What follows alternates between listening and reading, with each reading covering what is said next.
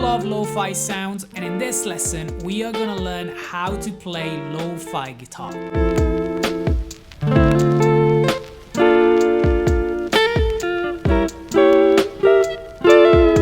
And we are gonna learn the chords, the embellishments that you may need, the music theory behind it, and even the sound, how to make a lo-fi guitar sound. We are gonna learn all this in 5 steps, so let's get to step number 1, which is chords and timing. We're gonna start with a D minor 7 chord. Just a simple bar chord, okay, fret number 5. We are in the key of D minor, so this is going to be your 1 minor chord. The next chord is a B flat major 7, which I like to play in this way. The reason for it, because you keep the same note on top as the D minor 7, the note A. So the B flat major 7 played this way is played with 4, 3, 2, 1 on fret 8, 7, 6, 5 of the first 4 strings, okay? So the root is on the D string this time, like this. This chord also belongs to the key of D minor, it's the flat 6 major 7. The next chord is a C7.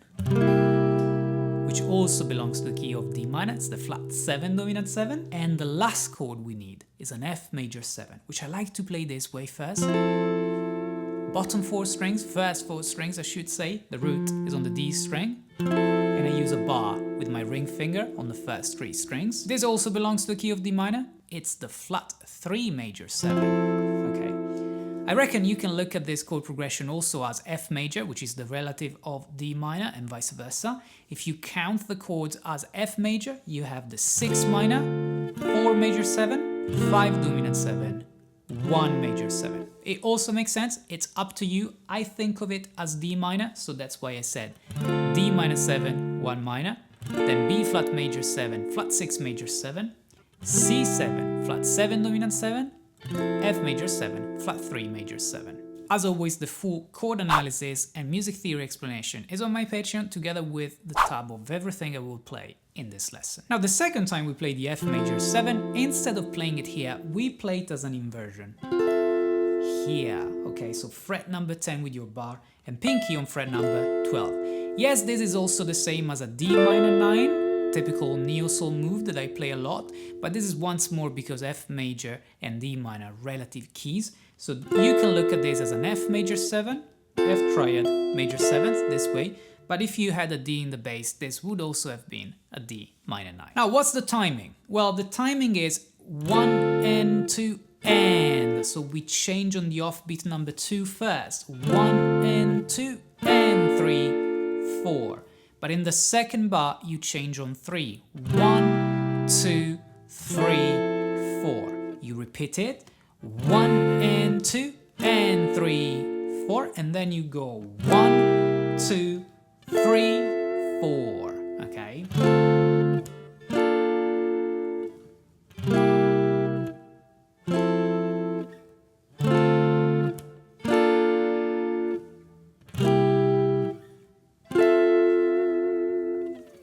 Practice it this way first to get familiar with the chord shapes. Right guys, before we continue into this lo-fi lesson, I want to plug my R&B and Neo Soul acoustic guitar course. So if you love R&B and Neo Soul and you want to improve with chord knowledge, embellishments, different techniques and the music theory behind this style, you can do so with my course, which is available on Skillshare. And if you click the link in the description below, you'll get 1 month of free trial of the entire platform. Or if you want to buy my course altogether, you can do so on Udemy, and I'll give you a 60% off at the other link in the description below. It's over 40 lessons, guys. We cover literally everything, and it's over 4 hours of content. I'm sure you love it. You will also support this channel, so if you're serious about improving on guitar this year, make sure to check out my R&B and Neo Soul acoustic guitar course. And now let's get back into our lo-fi lesson. And then we are ready for the step number 2, which is going to be melody and embellishments. Now, on the first chord, I like to play this melody. So, this is going to be F, G, A, C, A. Typical hammer-ons and pull-offs that you play with your pinky. 1 E and a 2. That's the timing, ready for the B flat major 7 on the offbeat number 2. And then here I like to play just a few notes of the chord A, B flat A, F, D, which recalls a D minor triad, so this whole thing, na-di-do-da-da, da-di-do-da-da, it happens on the beat number 4, ready to move then to the C7 where you can play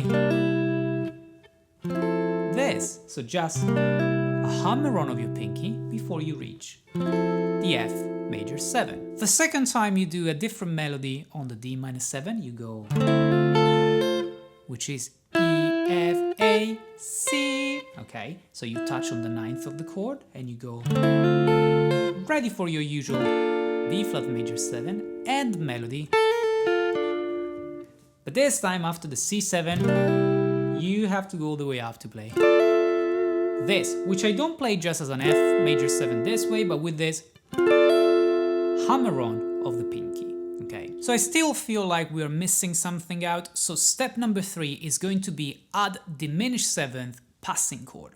Now, what is the best chord out of the ones that we have available in this chord progression to introduce diminished 7 chords? Well, it's going to be the C7, okay? Now, this C7 can be turned into a C7 flat 9, which if you play it rootless is going to give you a diminished 7 chord, an E diminished 7 chord. And the good thing about diminished 7 chords, as you guys know, is that you can move them by 3 half steps and you're still playing the same chord, just an inversion of each other. So I look at this E diminished 7th as really a C7 flat 9, rootless. I usually call this the secondary diminished 7 chord substitution, and I talk about it quite a lot on the channel. So now that we have this diminished 7th option for the C7, we can start with our usual D minor 7, going to B flat major 7, melody, but now a couple of these diminished 7 chords, E diminished 7th, G diminished 7th, insert one extra note which is A as a melody, as a single note, and then F major 7 which touches on that A on top. So slowly,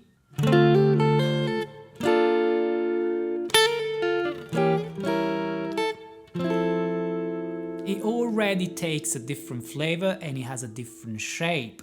And then the second time you do something similar, start with the new melody of the D minor 7, B flat major 7, usual melody, but this time, because you are already around here, play a G diminished 7th into a B flat diminished 7th into a D flat diminished 7th, and then you can reach your F major 7 with this move, with this hammer on. So nice and slow this second time.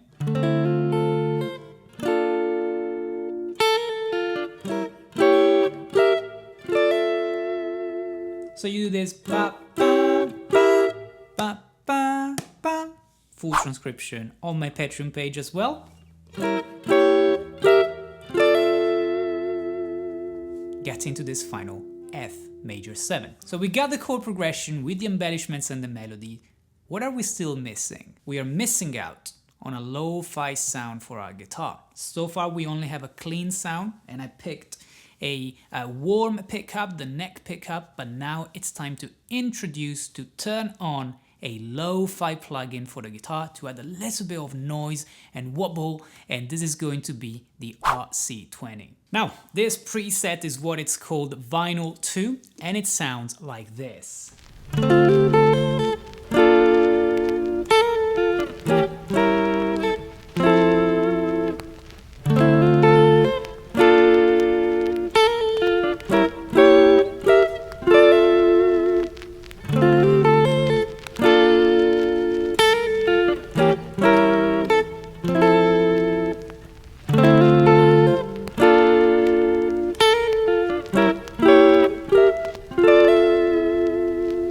So much more lo-fi. So adding a lo-fi sound was the step number 4. What's step number 5? Practicing with a lo-fi drum beat. So let's do it.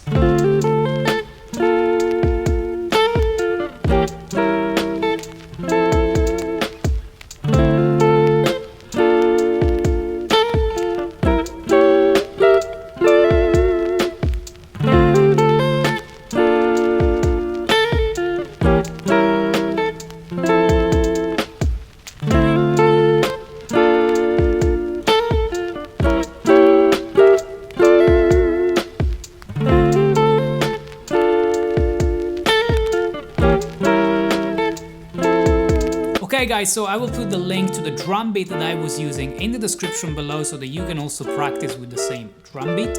But remember that you can find a tab of everything I played together with a full music theory explanation on my Patreon page.